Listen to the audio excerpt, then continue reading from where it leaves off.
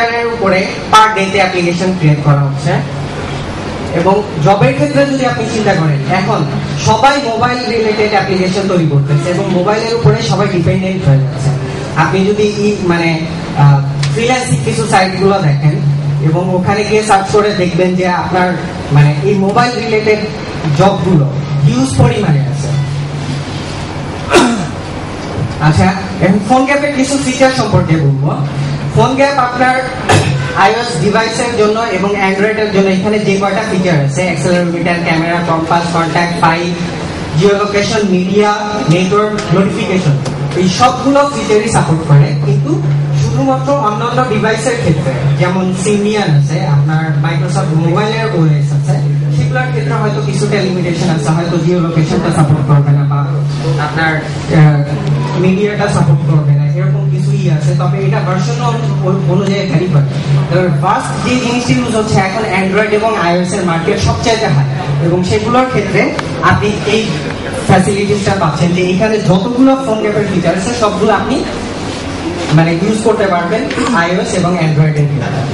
এবং এগুলো fully native সাপোর্টের মতোই কাজ করবে, যদিও ওয়েব কন্টেনারের মতোই গ্রোথ করে, বাট এটা ফুললি ডিভাইসের নেটিভ ফাংশনালিটি গুলো আপনার অ্যাক্সেস দিবে।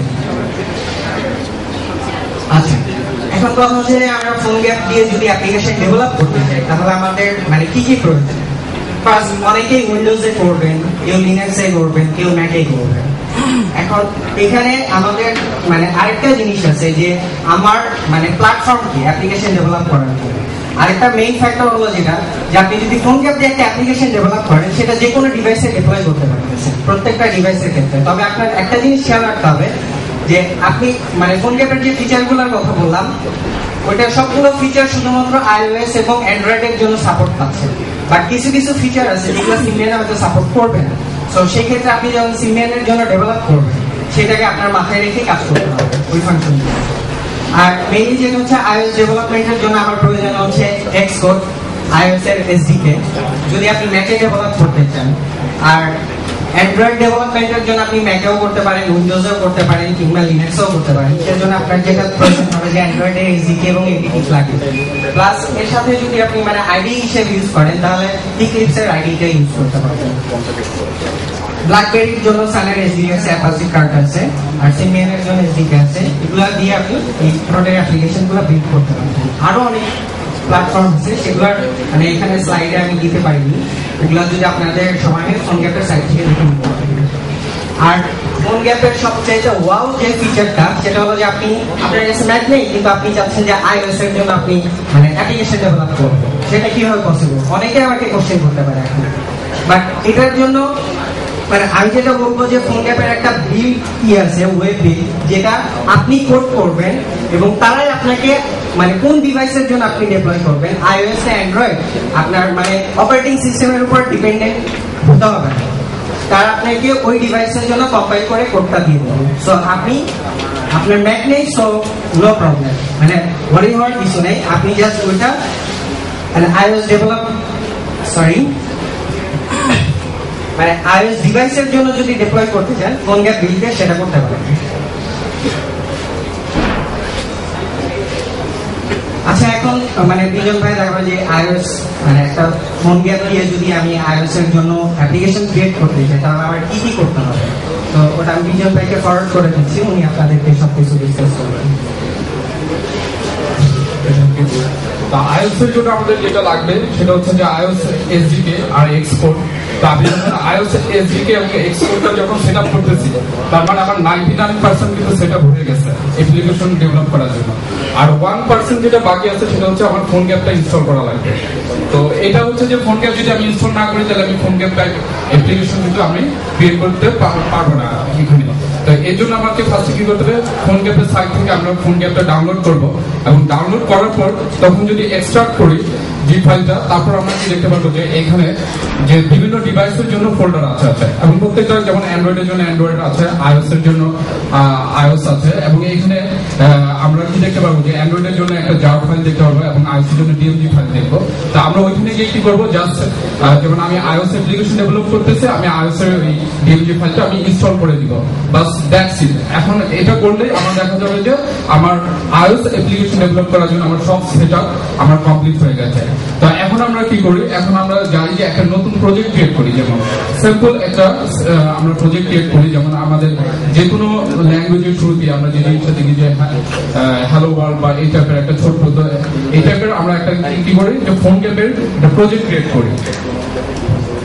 ফোন গেমের প্রজেক্ট করার জন্য আমরা ফার্স্টে এক্সপোর্ট গেলাম, ওইখান থেকে আমরা অ্যাপ্লিকেশন চুজ করলাম এবং এখানে যে হাইলাইট করা আছে যে ফোন গেম বেসড অ্যাপ্লিকেশন, এইটা আমি সিলেক্ট করবো।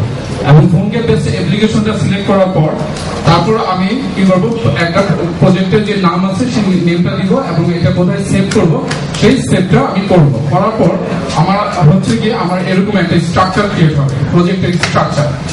এবং প্রজেক্টের স্ট্রাকচার ক্রিয়েট করার পর আমি যদি রান করি, আমরা অলমোস্ট একটা প্রজেক্ট ক্রিয়েট করা হয়ে গেছে, এবং আমি যদি এখন রান করি তাহলে কিন্তু আমি একটা অ্যালার্ট মেসেজ দেখতে পাবো ইন দ্য ফার্স্ট টাইম যে index.html is missing here।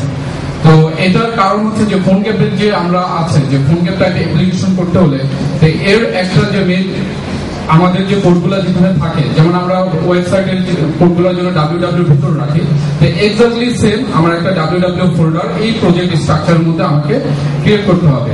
তা আমরা জাস্ট কি করব, আমরা একটা www ফোল্ডার জাস্ট এখানে আমরা ড্র্যাগ এন্ড ড্রপ করে এই প্রজেক্টের মধ্যে সেট করে দিব, এবং এরপর যদি আমি রান করি এবং এরপর হচ্ছে যে ওই www ফোল্ডারের মধ্যে আমি একটা index.html নামে একটা ফোল্ডার ক্রিয়েট করব, যেটা বাই ডিফল্ট যখন আমি রান করব বাই ডিফল্ট এই index.html টা রান হবে।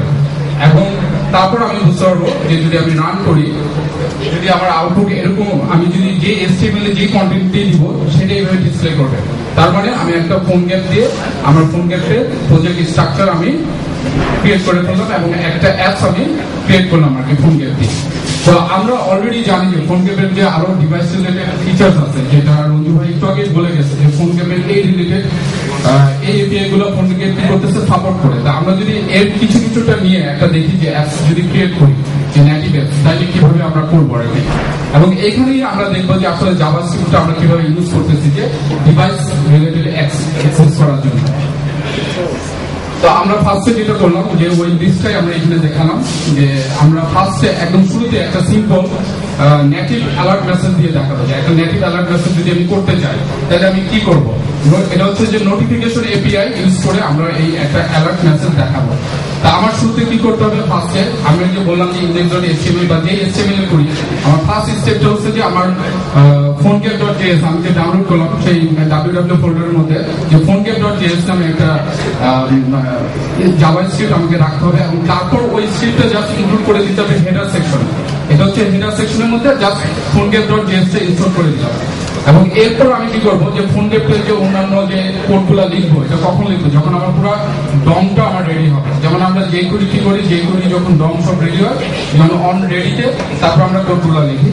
ঠিক সিম্পলি সেম থিংস এখানে হচ্ছে যে আমরা বডি অন বডি দিয়ে অন বডি লোড একটা ফাংশন দিলাম, এবং এইখানেই আমরা কি করব যে একটা ফোন গ্যাপের যে টেস্ট করবো যে ফোন গ্যাপ যে অ্যাড ইভেন্ট লিসেনার দিয়ে আমরা কি করতেছি যে ডিভাইসটা রেডি আছে নাকি, আমি যে ফোন গ্যাপে নাকি ডিভাইসটা চুজ করছি ডিভাইসটা রেডি আছে নাকি, যদি রেডি থাকে তাহলে সেখানে আমি একটা ফাংশন আমি কলব্যাক ফাংশন আমি লিখে দিলাম, এবং এই ফাংশনটা তখন কল করবে যেটা হচ্ছে যে এখানে অন ডিভাইস রেডি। তার মানে আমার যখন ডিভাইস রেডি হবে তখন কি করতেছে সে এই অন ডিভাইস রেডি মেথডটা কল করবে, এবং এখানে আমি ওই নিচের যদি কোডটা লিখে দিই তাইলেই দেখা যাবে যে আমি একটা অ্যালার্ট মেসেজ পেয়ে যাবো আর কি। তো এটা কিভাবে পাচ্ছি, জাস্ট আমি ওই অন ডিভাইস রেডি ফাংশনটা লিখলাম, এবং এইখানে আমি কি করলাম, এখানে আমি এই নেভিগেটর.নোটিফিকেশন অ্যালার্ট, এটা হচ্ছে যে নোটিফিকেশনের যে এপিআইটা আমরা দেখাইছি যে ফিচারে, সেই এপিআই ফাংশনটা আমি জাস্ট জাভাস্ক্রিপ্ট দিয়ে কি করতেছি জাস্ট কল করতেছি, এবং এইখানে আমি যা মেসেজটা দিয়ে দিলাম বাস।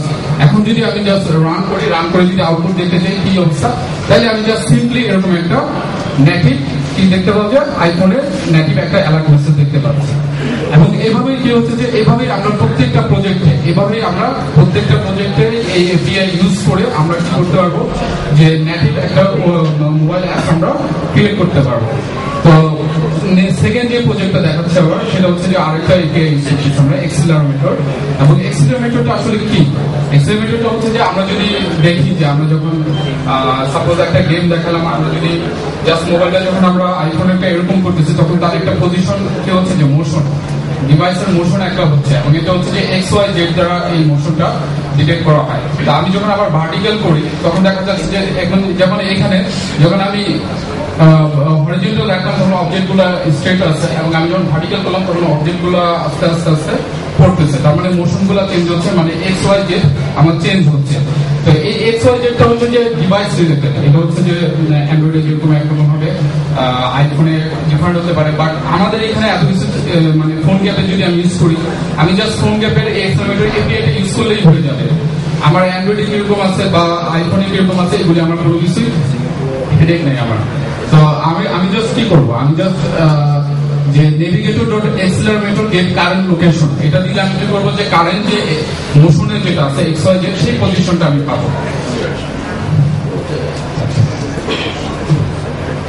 তো আমি একটা কোড দেখাচ্ছি যে আমি এই navigator dot current accelerometer get current এক্সিলারেশনের মধ্যে যে দুটো কলব্যাক যে ফাংশন আছে অন সাকসেস এবং অন এরর, মানে আমার যদি সাকসেস হয় তাহলে এই ফাংশনটা কল করবে, আবার যদি এরর হয় তাহলে অন এরর এই ফাংশনটা কল করবে। তো অন সাকসেসের মধ্যে আমি আমার কোডটা লিখবো, যদি সাকসেস হয় তো ওই কোডটা আমি অন সাকসেস লিখবো। এটাই আমরা লিখতেছি, আমরা একটা ফাংশন ক্রিয়েট করলাম অন সাকসেস এবং এটার মধ্যে সেই যে প্যারামিটার হিসেবে যেটা পাঠাচ্ছে সেই এক্সিলারেটর অবজেক্টটা এক্সিলারেশন অবজেক্টটা সে পাঠাচ্ছে। এবং এখানে আমরা কি করতেছি জাস্ট একটা জাভাস্ক্রিপ্ট এক্সাম্পল দিয়ে দেখাচ্ছি যে আমরা একটা ডিপের একটা পজিশনে আমি ওই এক্স ওয়াই জেডটা দেখাচ্ছি আর কি। আমরা যদি আরো ডিটেলস একটা প্রজেক্ট করতাম তাহলে হয়তো আউটপুটটা এরকম দেখা যেত যে আমি হয়তো রোল করতেছি, তাহলে হয়তো দেখা যাচ্ছে যে এক্স ওয়াই জেড এর পজিশনটা চেঞ্জ হচ্ছে। আমি আবার যদি হরিজন্টালি রাখতাম আমার মোবাইলটা তাহলে একরকম হয়তো এক্স ওয়াই জেড এর পজিশন পেতাম, আবার যদি ভার্টিক্যাল রাখতাম তাহলে ডিফারেন্ট পেতাম আর কি।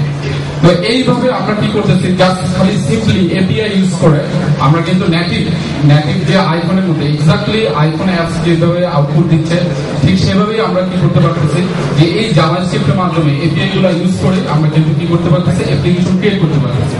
এবং যেটা আরো একটা ফিচার আছে যেটা হচ্ছে যে আমরা যেহেতু অ্যাপ্লিকেশন করি আমাদের অ্যাপ্লিকেশনে কিন্তু সবসময় দেখা যায় যে স্টোরেজ, মানে আমি ডেটাবেসের যে স্টোরেজ সিম্পলি যে কোথায় ইনসার্ট করবো ডিলিট করবো এই ধরনের অ্যাপ্লিকেশন গুলো কিভাবে করবো। তা আমরা যেটা হচ্ছে যে সিম্পলি একটা অ্যাপ্লিকেশন দেখাচ্ছি যে সিম্পলি একটা অ্যাপ্লিকেশনে কিভাবে আমি ইনসার্টটা করবো আর কিভাবে আমি ডিসপ্লে করে দেখাবো। তো এটার ক্ষেত্রে যেটা হচ্ছে যে আমি কিভাবে ইনসার্ট করছি আর কিভাবে আমি ডিসপ্লে করতেছি। তো এই ক্ষেত্রে যেটা আমরা ইউজ করতেছি যে স্টোরেজ এপিআই। তো ফোন ক্যামেরার একটা স্টোরেজ এপিআই আছে। তো স্টোরেজ এপিআই আমরা যে তারা যে এপিআইটা ইউজ করছে W3 স্টোরেজ, ওই বেসড অন ওই এপিআই এর উপর কিভাবে আমরা কি করতেছি যে কিভাবে আমরা ইনফরমেশন গুলো সেভ করে রাখবো এবং ডিসপ্লে করে দেখাবো আর কি। তো আমি একটা সিম্পল একটা ব্লগের ক্ষেত্রে দেখাই যে আমি একটা টাইটেল দিচ্ছি, পোস্ট দিচ্ছি, সেভ করতেছি আর আমার আউটপুটটা কি আসবে ওই টাইটেল পোস্ট গুলো আমার দেখাবে। তো ফার্স্টে আমার জন্য কি করতে হবে এটার জন্য ফার্স্টে আমাকে একটা আমার ডেটাবেস ক্রিয়েট করা লাগে এবং তারপর কি করতে হবে ইনসার্ট